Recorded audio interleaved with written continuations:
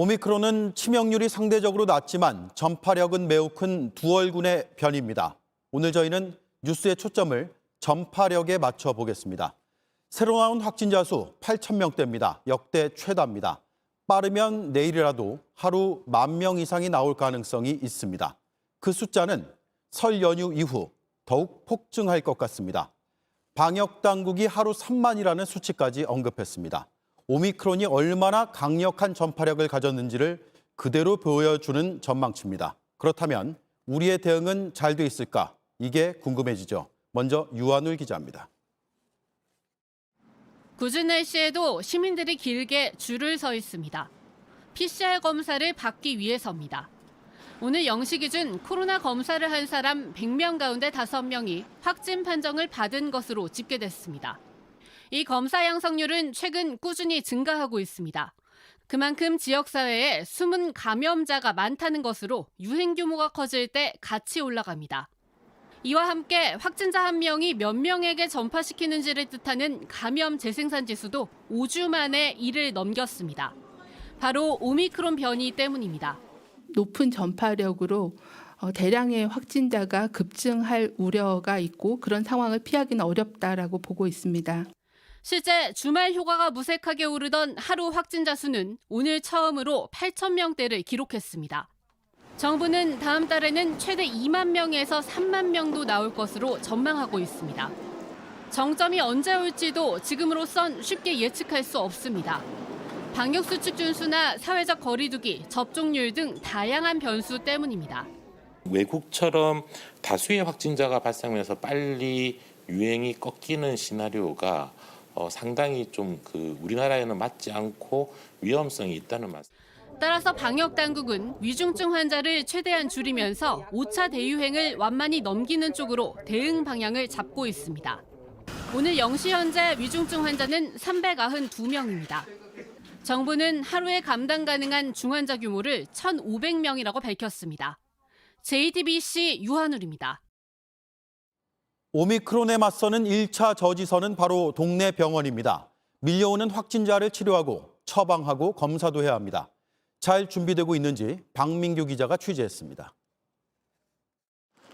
경기 안성의 이 공공병원은 사실상 오미크론 대응 체계에 들어갔습니다. 이번 주부터 코로나 환자를 직접 분류, 배정하고 있는 겁니다. 안성시 보건소가 안성병원으로 정보를 보내줄 겁니다. 그럼 저희 병원의 의사 간호사들은 이제 전화를 걸죠. 비대면 서비스로 충분한지 아니면 입원이 꼭 필요한지 한번 의사 직접 보는 게 나은지를 판단하면서 이제 서비스를 시작하는 것이죠. 그동안 환자를 하나하나 정부가 배정하고 보건소를 거치다 보니 속도가 안 났습니다. 의료 서비스가 시작되는 데까지 시간이 단축될 겁니다. 보건소가 하지 않아도 되는 역할을 빼주는 것이 일단 핵심이고요. 이제 안성에서 확진되면 중수본이 아닌 병원이 환자를 분류하고 필요하면 외래 진료를 통해 입원할지 결정합니다.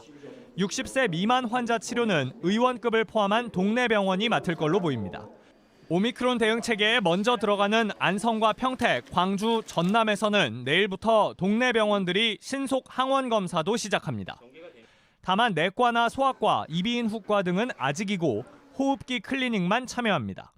서울에서도 일부 동네 병원이 시범 사업으로 재택 치료 환자를 보고 있습니다.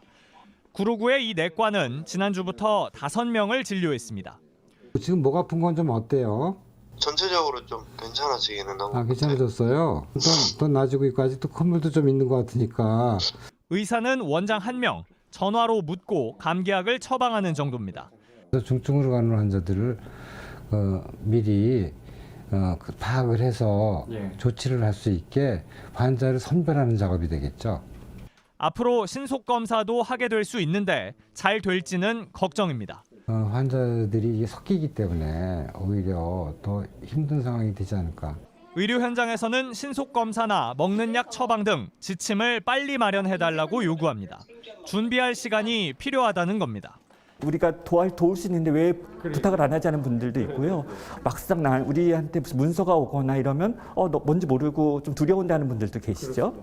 또 지자체와 병원들 사이 협력 체계를 지역 특성에 맞게 세심하게 설계해야 한다고 조언합니다. JTBC 박민규입니다.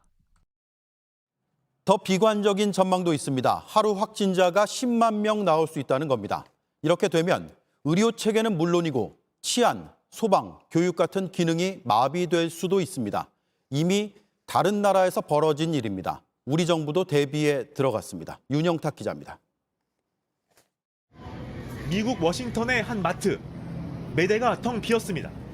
미국은 일주일 평균 80만 명, 최대 하루 100만 명의 확진자가 나왔습니다. 직원 30%가 한 번에 확진 판정을 받은 유통센터도 있습니다. 생산도 유통도 일시에 멈춰버린 겁니다. We don't have a food shortage. We do have a labor shortage. And that's something we're going to be grappling with and Omicron is behind us.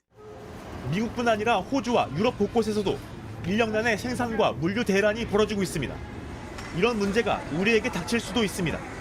오늘 국내 확진자 중 60세 이상 고령층은 7.1%에 머문 반면 20대에서 50대까지 비중은 60%가 넘습니다. 하루 최대 10만 명 확진자란 비관적 전망까지 나오는 상황입니다. 이대로라면 일할 사람이 부족해질 수밖에 없습니다. 청장년층에서 발생이 가속화되고 확산될 경우 업무 공백으로 사회 기능 유지에 지장을 초래할 수 있어 방역당국은 인구 1%가 감염될 경우 자가격리 영향 등으로 많게는 10%의 사람들이 사회활동을 하지 못할 것으로 보고 있습니다. 특히 의료나 소방, 치안, 발전과 통신 등 기반시설에서 감염이 이어지면 피해는 걷잡을 수 없어집니다. 당장 확산을 막을 수 없다면 비상근무 계획이라도 촘촘하게 세워야 합니다. 큰 기업들은 그렇게 돼 있지만 정부가 중소기업이나 이런 기관을 위해서 가이드라인을 좀 제시할 필요가 있거든요. 정부도 이런 상황을 대비해 기반시설 등에 대한 비상 가이드라인을 준비 중인데 이를 서둘러야 한다는 목소리가 커지고 있습니다. JTBC 윤영탁입니다.